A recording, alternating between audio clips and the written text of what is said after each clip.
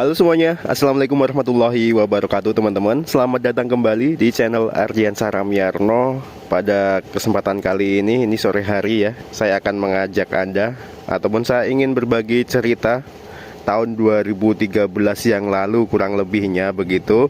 Apa alasan kami memilih mobil Daihatsu Zebra ataupun Espas. Bagi teman-teman yang baru mau mencari mobil, mesti mobil ini banyak banget keluhannya katanya ya. Tapi kenapa saya memilih mobil ini?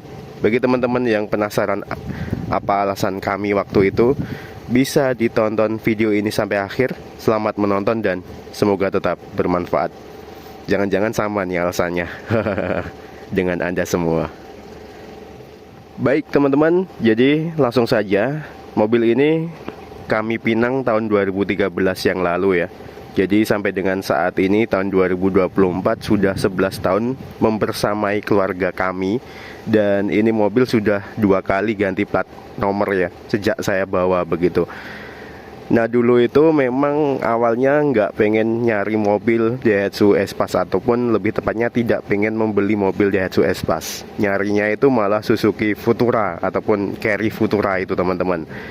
Kita tahu sendiri mobil Daihatsu Espas ataupun Zebra itu katanya banyak banget kelemahannya begitu ya. Nah sejak itu ataupun pada waktu mau mencari mobil itu, tentu kita nyarinya waktu itu langsung datang ke showroom, dari satu showroom ke satu showroom yang lain, begitulah intinya. Ataupun kita jemput bola nyari sendiri. Dan juga waktu itu juga sempet sih nyari-nyari di marketplace, tapi nggak semarak sekarang kayaknya. Waktu itu tahun 2013 barangkali masih belum booming ya, OLX dan lain sebagainya, ataupun sudah booming teman-teman, agak lupa sebenarnya. Nah dulu sempat nyari juga karena saya domisili di Wonogiri, nyari sampai di kota Surakarta begitu. Dan memperbandingkan harganya, ternyata Futura waktu itu tidak sesuai dengan budget yang kita anggarkan untuk membeli mobil. Jadi anggarannya itu sekitar 40-an saja, ataupun 30-an juta sampai 40-an juta.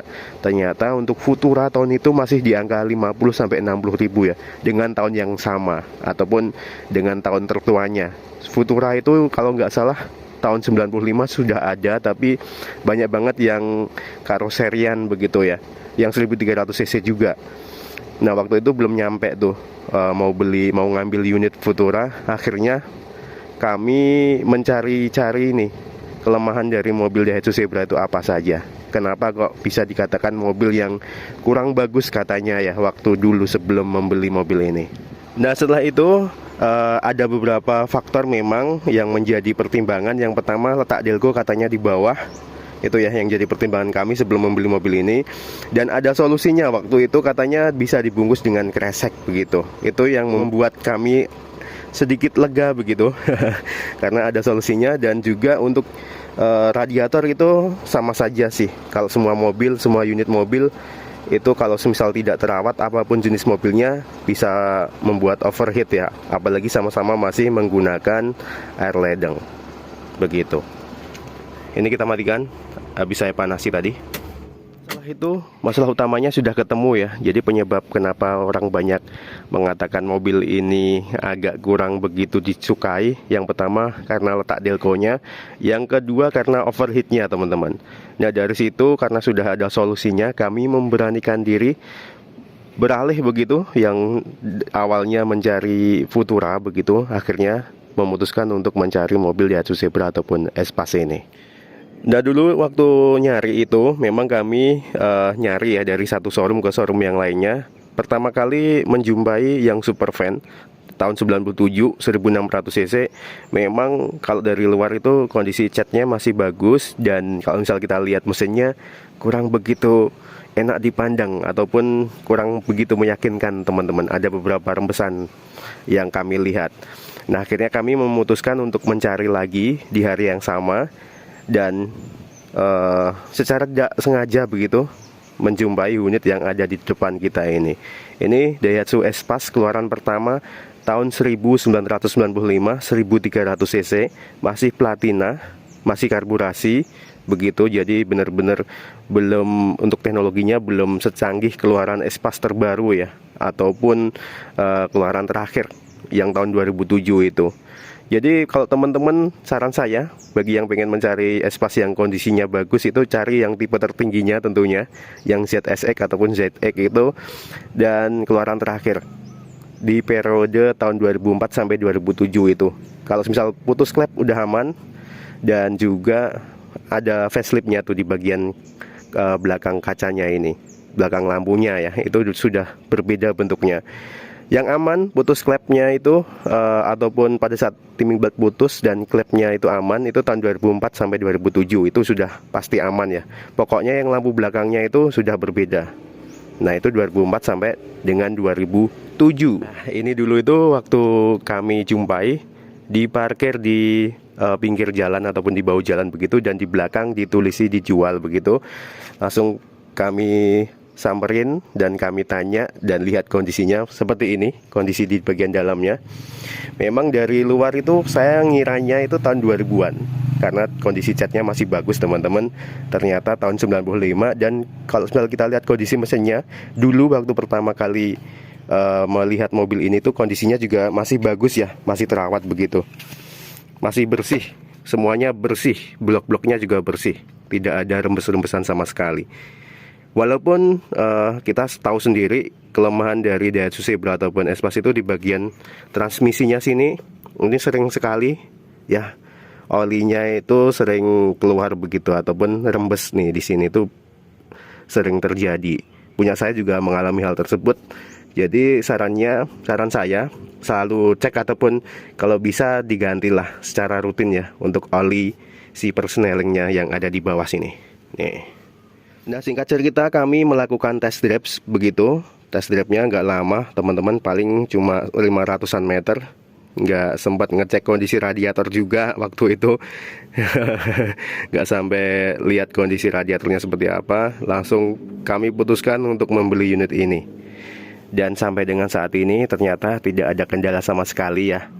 Memang waktu itu harga jualnya itu masih lumayan tinggi jika dibandingkan dengan yang ada di showroom yang kami jumpai yang tahun 97 yang super van itu.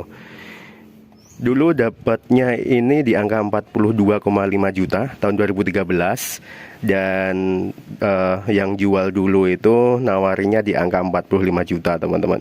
Jadi cukup membengkak ya jika dibandingkan dengan range harga yang ingin kami ataupun yang kami ada begitu. Range harganya sekitar 30 sampai 40, ternyata dapatnya di angka 42,5 begitu.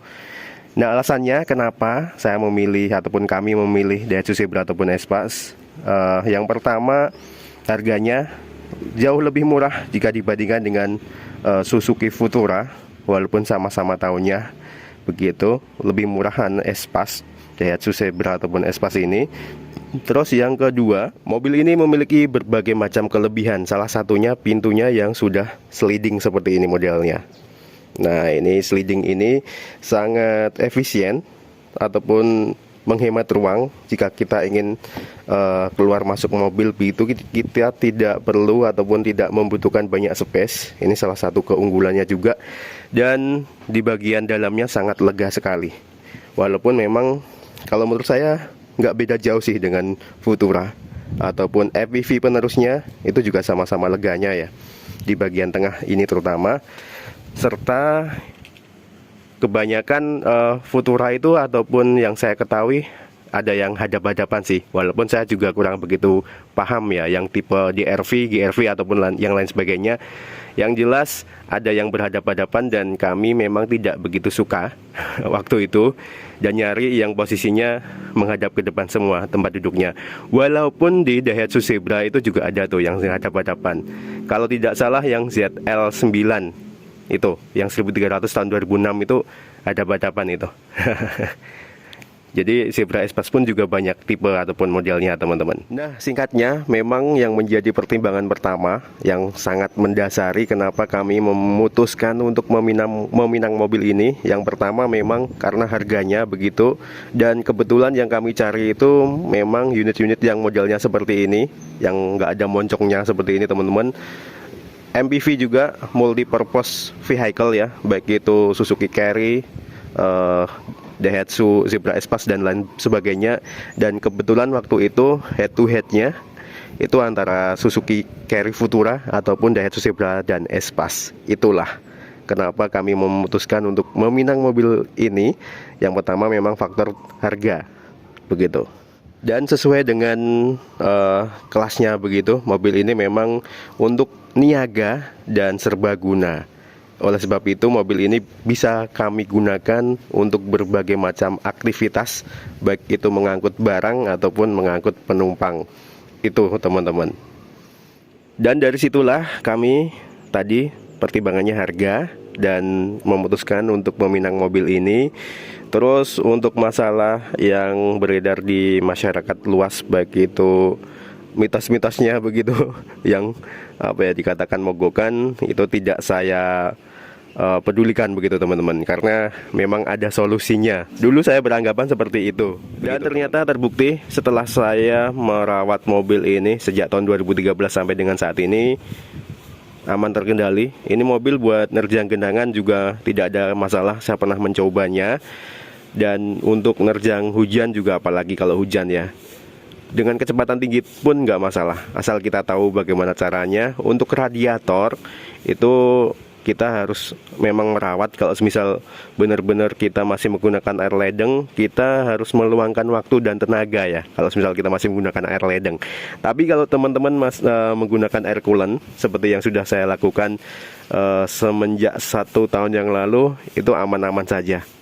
Coolant berbeda dengan air ledeng, seperti halnya Platina dan CDI. Coolant itu barangkali sama dengan CDI ya, tidak memerlukan banyak perawatan. Kalau CDI kan sering kita setel-setel begitu posisinya, kerenggangannya, ataupun bahkan kadang ada yang bisulan. Dan juga air ledeng pun sama, butuh perawatan juga, karena air ledeng menghasilkan karat ataupun endapan seperti lumpur itu yang bisa menyumbat radiator ataupun sistem pendinginan. Itu pengalaman saya selama 11 tahun, dan baru tahun lalu saya beralih ke coolant teman-teman. Dan kebetulan mobil ini belum injeksi, belum ECU, masih karburasi, dan saya masih mempertahankan Platina begitu. Ini mobil gampang sekali dioprek, kita bisa oprek-oprek sendiri, tidak harus dibawa ke bengkel pun kita bisa benahin mobil ini sendiri ya. Kenapa harus sendiri? Karena kalau misal terjadi sesuatu di jalan waktu kita bawa mobil ini, kita tidak perlu panik, kita bisa atasi sendiri teman-teman. Mobil kita, jadi kita tahu karakternya seperti apa ya. Itu.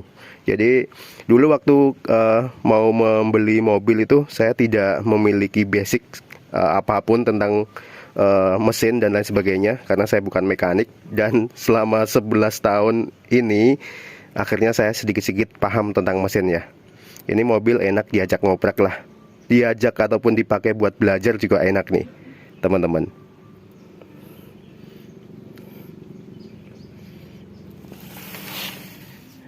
Jadi itu teman-teman, pertimbangan kami cuma satu itu ya, di harga. Kenapa kami memutuskan untuk membeli mobil ini.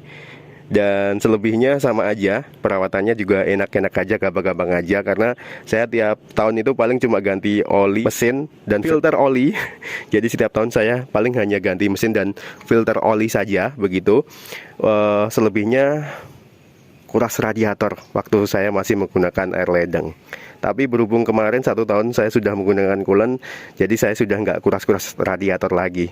Aman pokoknya. Untuk Platina, insya Allah kita bisa setel sendiri. Di situ ada caranya ya, ataupun celahnya berapa yang diminta, 0,40 mm sampai 0,50 mm.